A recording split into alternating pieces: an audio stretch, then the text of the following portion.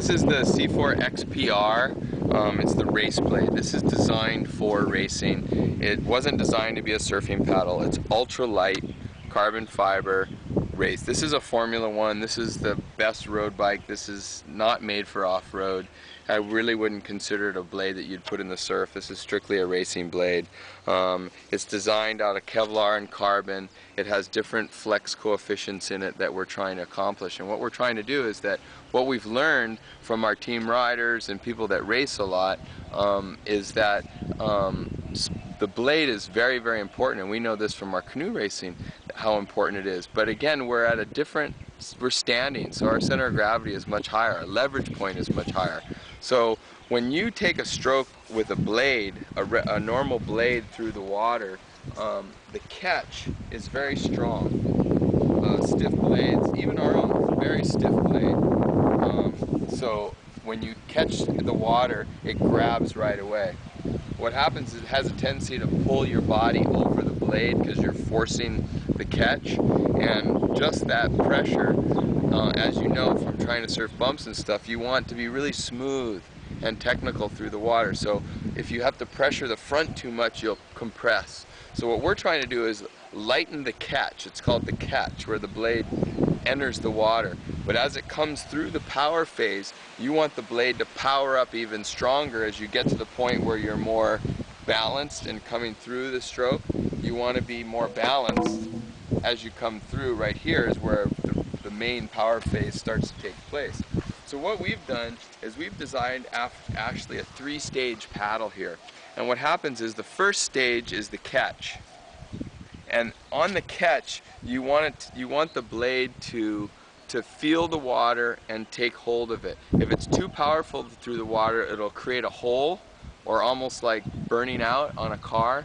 And what we're trying to do is we're trying to set the blade and pull it through. So what we've done is we've designed a blade that actually, the tip flexes, okay? This is a flexible tip. So as you start in with the catch of the blade, it forgives you on the catch, but as you come through the power phase, through here, stage 2 of the thing, the flex starts to straighten out, and it adds to increasing the power of the tip. Okay? The other thing it does is as you increase the power of the tip, the third stage is, because you're powered up, the blade will release easier. Okay?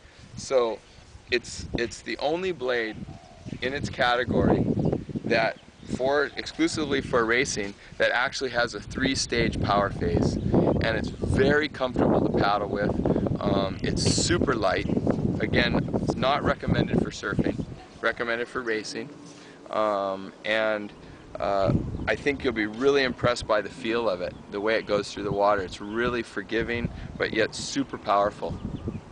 Is there a difference in this because of the thinness in the blade versus the other one? Well, you got to remember that these blades are made for primarily surfing and stuff like that, so they're made a little stouter. All our new models are much stouter. They have the backside of the blade has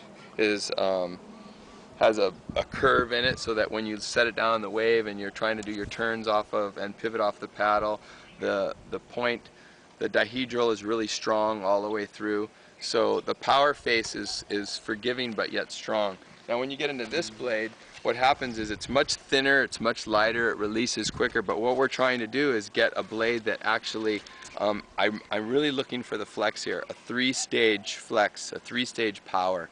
And we accomplish this by setting up the molds in such a way that the carbons are registered and the Kevlars are registered in certain directions.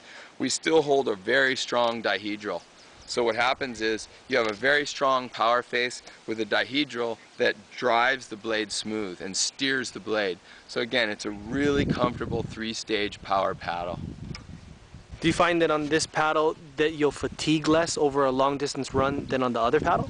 Yeah, I do, because for one, it's lighter, and two, you're setting up a more consistent power phase. You know, with heavier, stiffer paddles, or blades that don't have a 3-stage, even our first blades, I find that this blade, I'm less fatigued with it because it's less fatiguing on the muscle. That catch that you do, the original catch when you drive on that first stroke, you know, that's a lot of strength. It's real strenuous, I should say, on your joints and stuff. So that first catch is real powerful. Now this, it's still powerful, but it's a consistent staged power, so it makes it a lot more fluid. It'd be like running a steady jog as opposed to, you know, jumping up and down and jogging, jumping up and down and jogging. It's gonna kind of, you know, you're gonna get tired quicker because all of a sudden, you know, there's a jolt to your muscles. So it's much smoother. How much on the racing paddles does the top part of the paddle have to do with the efficiency or how good the paddle is going to be versus when you're surfing? You mean the dihedral? No, This like on part. that side, yeah. Oh, well, I think what it does is, what happens is, with a really thin blade like this, I really use the back side of the blade when I turn, and so the blade will skim smoother over the water because it's curved, like the hull of a boat. It'll curve across the water. If you look, it's got a curve in it. This one's somewhat curved, but it's got a real hard edge on it. And what happens with the edge is that it can, for me, it tends to catch and hook. It doesn't want to slide real smooth. So again, we're looking at a paddle that is set up for your distance, for your touring, for your racing. The specialty paddle.